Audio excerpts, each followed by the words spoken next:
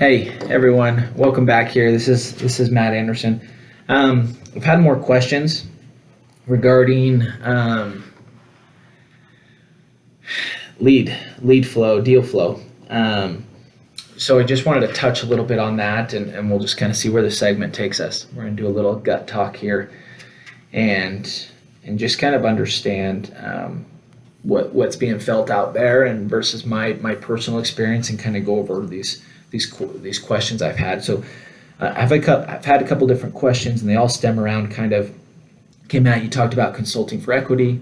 You talked about lead, deal flow, and along those lines. So let's say you have lists of people that you're sending emails out to. So I'm just going to start from the beginning again, and we can just kind of rehash that and review this, because I don't think you can go over this enough times, and we can dive into this and go into the specifics. But without deal flow, you're dead. And that's the number one issue with private equity, family offices, individual investors, buyers or sellers, is deal flow. And if there's not good deal flow there, you just can't go through. I mean, it's a numbers game, so you just can't go through enough numbers. And by the time you do, it'll have been a very long time, longer than it should have been. And you'll either be burnt out, on to the next thing. And really, this industry, it's fun. It is super fun. And I love it because it's every deal is different. It's not the same mundane thing each and every day. And if I was in school again, I probably would have been diagnosed as ADHD. I love the different things going on, the different aspects, the challenges. Each particular business has its own DNA, and so let's go over this right now. So starting out with deal flow,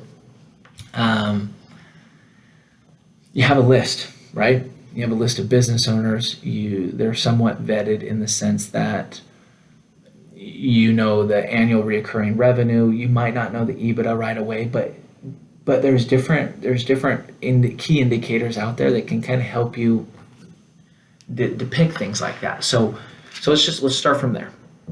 You're looking for a business that you don't have to run yourself.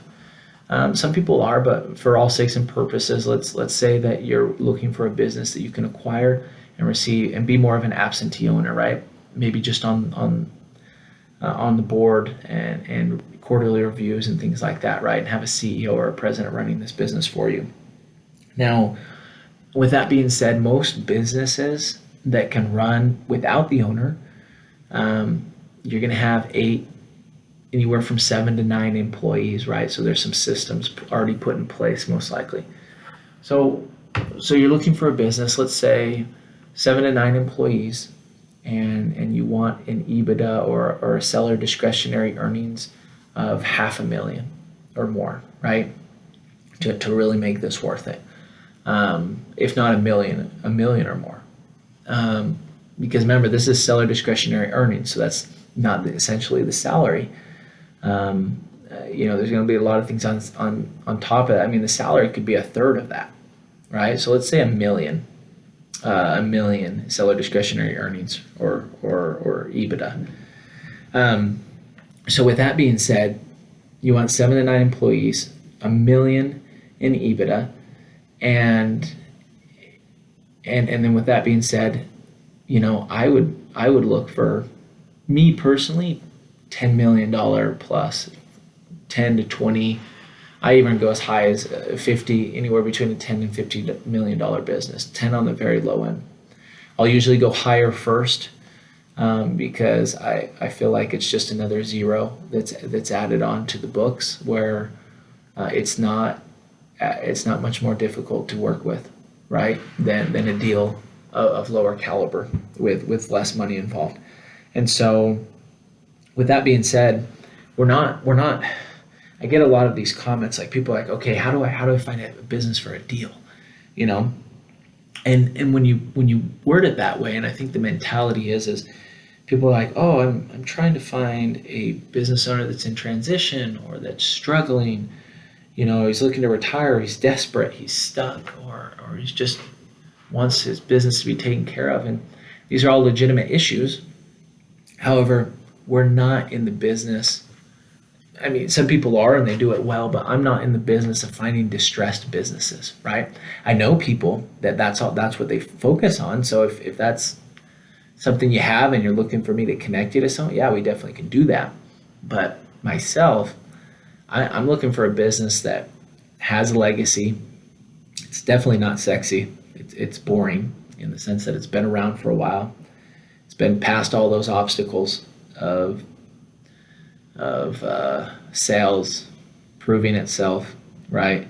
And it's been through the ups and downs of different crashes in the market, and it's been able to be sustainable, self-sustaining. Now you're looking at 7 to 9 employees, maybe more than that, where the owner's more absentee. There's most likely systems in place. Now, with my lists, I'll look for owners only with titles of CEO or partner or principal or owner, and with that, I'll say, hey, I only want someone where I can have their email instead of their business and stuff, because I get a lot better and a lot more response, and it's just quicker doing email versus mailers. And so mailers, if you have a great way to do mailers, comment below, let me know, reach out, subscribe to the channel. I'll try to, get back to you as soon as I can. And I try to answer everything personally, but I haven't found anything with mailers that has really stuck with me yet, versus what I'm doing right now. And, but you're looking for a decent business with profitability. There's margins there, and you want to go in, and when we say you want to go in and make a deal, you don't want to lowball the owner, right? And throw something at him that's almost insulting, but let him know really what business is like his owner selling for. And with that being said, talk to him a little more in depth about it. Gain some confidence from him. Talk to him. What are his needs? What is he looking to accomplish, right? And if he were to retire today, what would he do with his money that he were to get from the sale of his business? Is it a pontoon boat? Does he love to go fishing? Does he love to travel or hunt? Everyone's different, and it's kind of understanding that aspect of the business owner. We can best help him, coming to him with a deal. I have business owners that we're ready to make deals with, but I wouldn't go to them with a deal or even talk to them about the deal without knowing what they're looking to have accomplished, right? And kind of understand and frame that correctly going to them, so I have the best opportunity of making something work, right? A lot of times, these deals, we're asking these owners to stay on board for at least 6 months, if not a year, sometimes as much as 5 years, right? So they can help out with the transition period, and maybe some of them just, that we talk to, they really sometimes just want to capture that value that's there, have that paid out, and maybe we leave them on a similar salary that they have now, plus those payouts, and to them that's security, right? They've worked hard, and a lot of times these owners that you talk to, because they've been in these companies, let's say 10 plus years, and that's a lot what I'll look at is only companies that are 10 plus years old, 10, sometimes even 15 plus years old, that this is their legacy, this is their baby. And more than the money, they want to see it taken care of. It's a family, right? And they don't want you to come in and clean house. And so if you're able to speak to the business owners on this level, and they can note a sincerity within your voice, and that you are listening. I've had great conversations with these business owners because they've been approached by others about selling, and they're to the point. It's private equity and they're just a bigger company looking to kind of gobble them up and say, hey, I want you to work a couple more years and we'll clean house with new management, And usually the business owners aren't looking for that, right? They're looking for someone that's going to be a human and help out. Now, on my side, I have a team that goes in without having to fire, and we'll rehire as needed and whatnot, but we try to keep everyone on board that we can. But and that saves me time so I can continue working on future deals and doing things like this with media. But what we're here to do is create value above and beyond what that owner has already done. So compliment them, help them see, yeah, there is value in your company, or we wouldn't be speaking to you, right? We're not looking for distressed companies. If we were, we wouldn't be speaking to you. Affirm that with them, but ask them. Just say, hey, what? Sometimes I don't even talk about price or even get to a deal. Sometimes I never talk about price or a deal on the first phone call with the owner. It's about them. It's about, hey, are you even open to that conversation? How's the business doing? And I'll do the research beforehand, look at their website and maybe look at a Dun & Bradstreet or a Hoover's type to kind of see what the business is doing roundabout and everything. But a lot of times those hard questions, just ask the owner and shut your mouth. Hey, what is the business healthy in its net income, in its margin? Is the percentage keeping up with the market? And then shut up, be quiet and let them talk. And there's other things you can put out there, like if you were to sell the business, what would you be looking for, in an asking price? Let them talk, right? So you're looking for a decent business. You're looking for profitability within the business. We're not essentially, a lot of the things apply that we're talking about for distressed businesses also.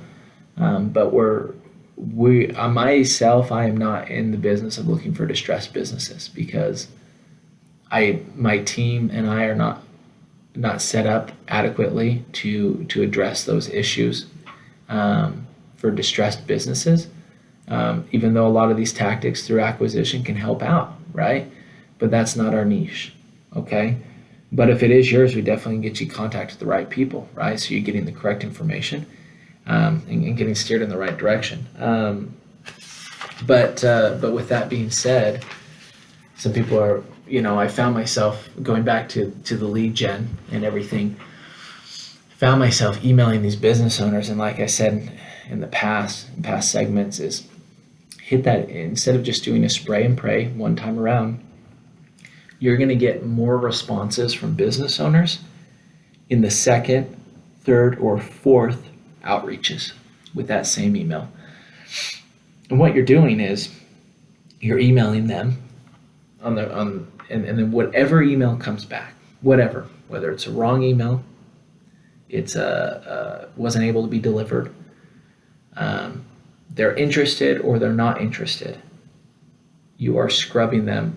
So meaning that you go over to your Excel file or wherever your list is, and you delete that column. So you delete them from that list. You delete that email. Whatever response came back from whichever email, you delete it.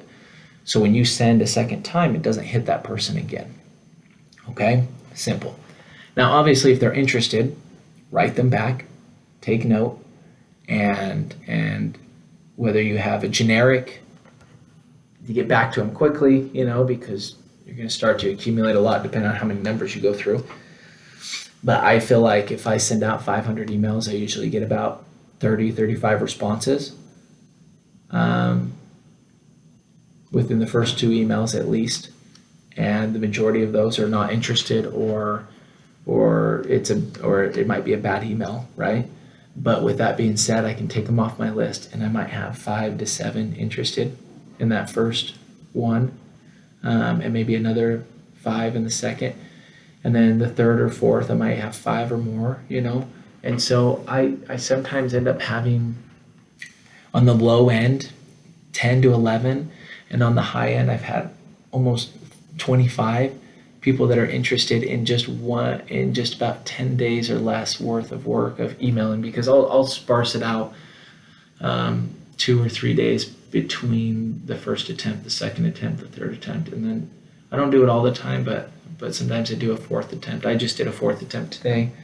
And I actually had a gentleman email me back and said, "Hey, Matt, I appreciate your persistence. We actually receive inquiries about acquisition, but usually none of them are very serious. And so I can see that you're more serious now. But yeah, we'd be interested in speaking." And it says, just contact us back if it's something you want to move forward with. And so definitely there's some value there, right?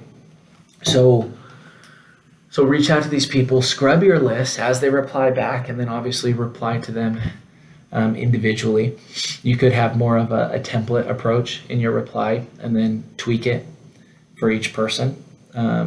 But what you can also do is, instead of what I used to do is I used to get straight on the phone with that individual. But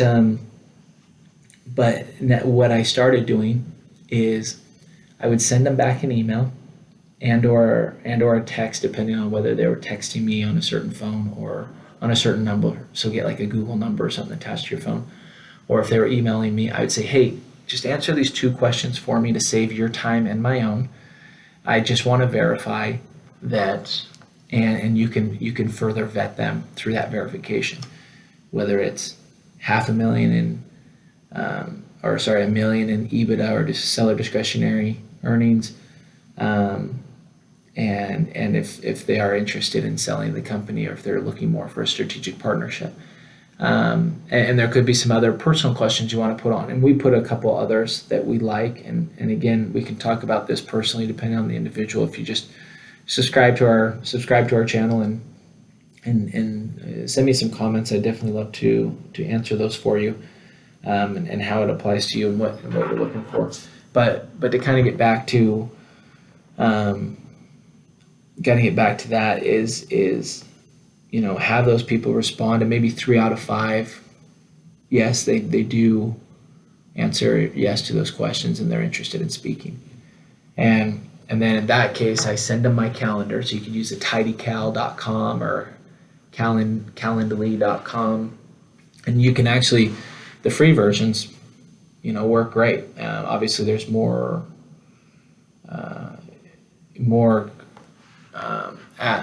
things to use with the paid versions, but just starting out, if you want to do the free versions, it will work just fine.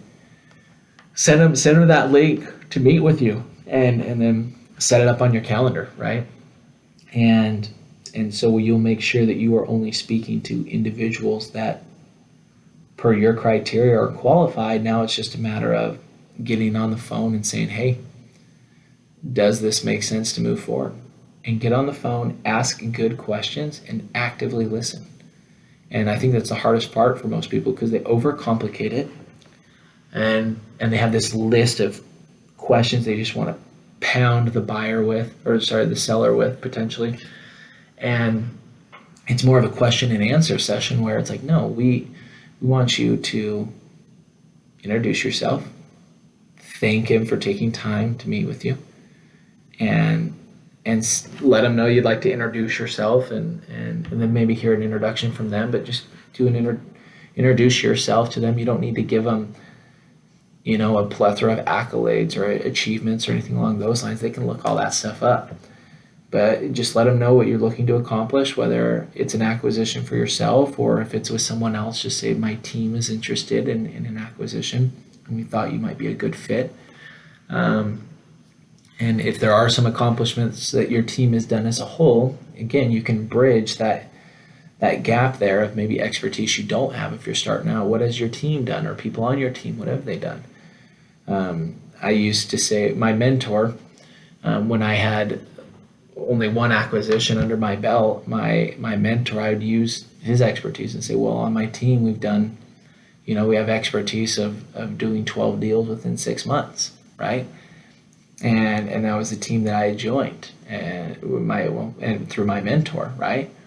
And we talked about that on a previous segment where I was able to bring that mentor value, and in return, he brought me value that I needed, and being able to, learn further and learn more in the industry, right? In regards to closing deals and deal structure and things along those lines. But right now, it's a matter of getting on the phone. It's kind of like a dating experience, with the owner. It's like, hey, this is me, this is you, and you know, and ask them questions about their business. If you ask another entrepreneur about their business, they're going to talk about it because a lot of times they're either obsessed with it, because that's all they do, or the majority of their time is given to that business. It's their legacy, it's their baby. They might, and you will, if you just be quiet, you might understand a lot more and get a lot more than you were hoping for or even expecting. Because I've gotten on the phone with possible sellers. First time we've spoken in like a phone call, not an email, and they'll vomit everything all over me. I got on a call with an owner. It was an HVAC, plumbing, and electrical company. They had 50 employees. They're doing pretty good revenues, and I got on the phone with him, and I said, "Hi, my name is Matt Anderson. I just want to simply introduce myself. I don't want to take a lot of your time. I know you're busy, and I thank you for your time. I'm an investor. My team and I buy and sell businesses, and we thought your business might complement our portfolio, and just wanted to see if that's something you were interested in speaking about in a partnership or possible acquisition." And I was quiet, and he said, "Hey Matt, I appreciate you reaching out. Yeah, blah blah blah. We've done all this. Our business is doing so much in revenue. We branched off a little bit from what we normally do, and so that's taking revenue, and so we're divulging that. But we believe that we're going to be a lot bigger and better. This is how many employees we have. I have two other partners, but they've since retired, and they're not really in the business. And I would love to have someone come on, maybe take majority shares, and purchase." And purchase the majority of the business and be my partner and help me move forward. I've done acquisitions before in the past and grown my business and sold them off, and I didn't like it, but I would love to do it, and I would love to keep working at least another 5 to 6 years. I'm 68, but I'm a widower. My wife passed away 10 years ago. I haven't remarried, so the business is my life, and I would love to stay on board. And we have a great thing going, and we're on track to do this much sales this year, and then we talked about the next year and plan thereafter. And anyways, this was last week, and we're on a second phone call. Actually, we were on a second phone call this morning, and things seem to be moving forward quite well. And so, not every phone call by any means is like that, but you'll be surprised, because if you do this consistently, you'll get a handful of calls like that, where basically the person's saying, "You found me. How do we best move forward?" And that's when things get exciting. So listen to the seller, listen to the business owner, take notes. I might be old school, but I have a pad that I always. This is a podcast, but if you're watching the video, I have a pad here. I always am taking notes on these different business owners. So when I get to a point where they're interested in a sell of sorts or whatnot, I can go back to that and revert to the notes, and it just helps out the trust between the business owner and myself and the business owner and my team, to know that we remembered what they had said. Right? We're not ignoring their wishes, because a lot of these businesses that we're all approaching, they've already been approached. It's not like, there's some that haven't, but there's also a good amount that have, by private equity family offices. And they're not simply being listened to.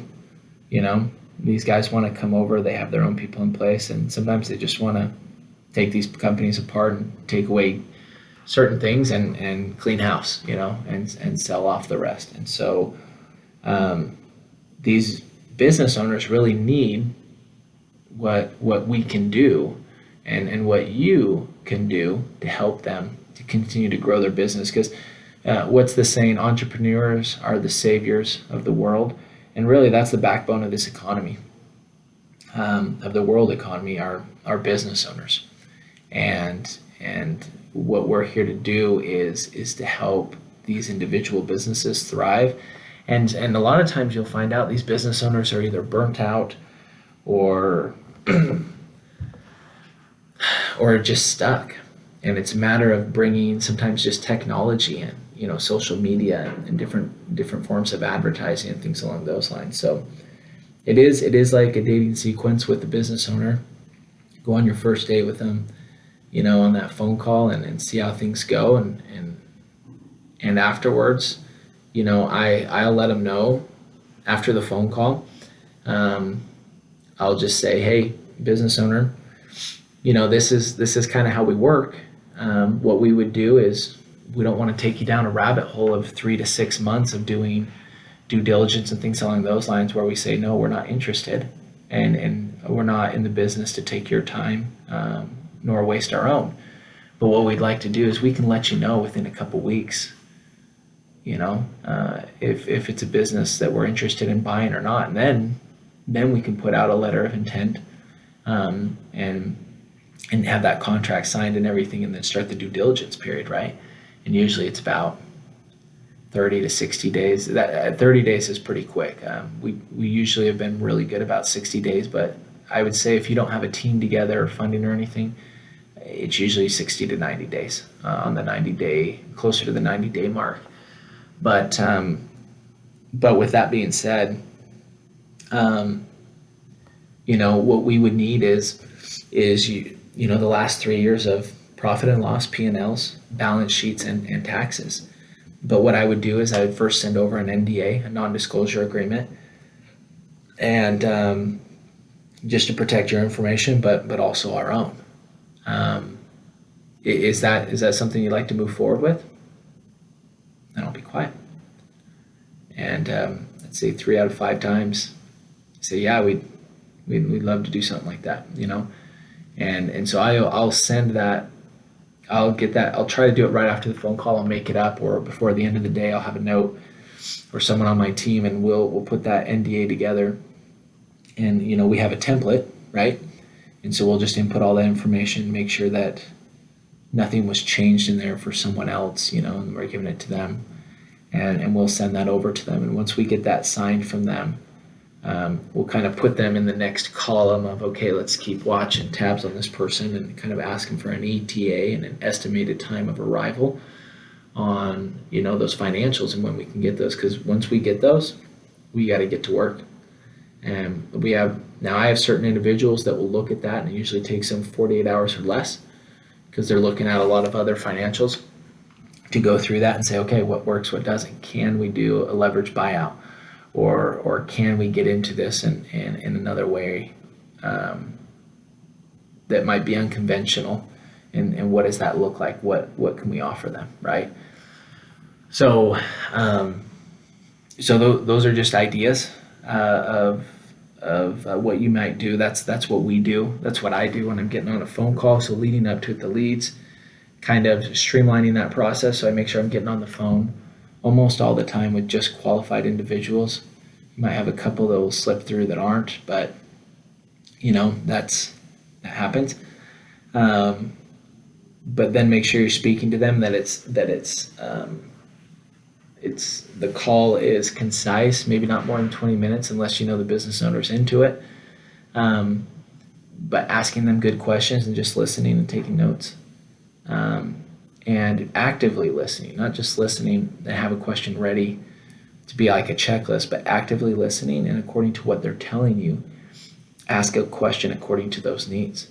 If you want some ideas on good questions to ask, or how does learn more about active listening and things like that, subscribe below, text me. I think we'll put my number in here, or a number, or we can have part of the team get back to you. But if you email, I'll personally respond back. I can't promise I'll respond back via text, because I'll probably be a team member doing that.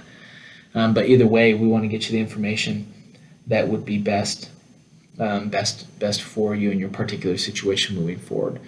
So we'll continue to have other segments that'll come out, but really we want to address the issues and the questions that you individuals have, because a lot of them are questions that I had before, right? And we're all constantly still learning.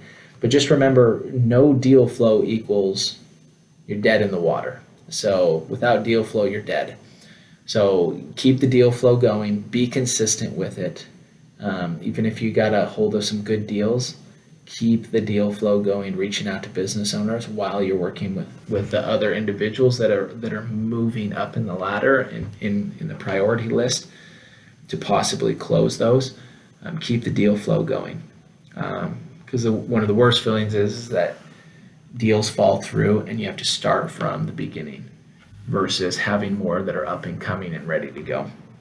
So keep that flywheel spinning, keep it going. And if you have any questions or you want to learn how to create deal flow, or you want us to do it with you or for you, let us know. Reach out, and if we're not the best fit for you, at least let us try and provide as much value for you as possible and steer you in the right direction.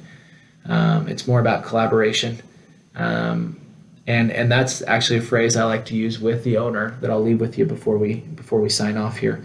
But in talking to the owner, instead of negotiation, it's more of collaboration is what I like to talk to him about. Say, hey, we're here just to find a win-win between everyone and all sides. And instead of negotiating with you, it's more of a collaboration to see if that makes sense, right? And so it kind of breaks down those metaphorical barriers that are there already just getting on the phone call, right? Saying, hey, this is more of a discussion, a discovery call. I'm not here to talk you down and have you sign your business over right away, right? It's just we want to make sure it's best for everyone. But if you have any questions, again, feel free to reach out.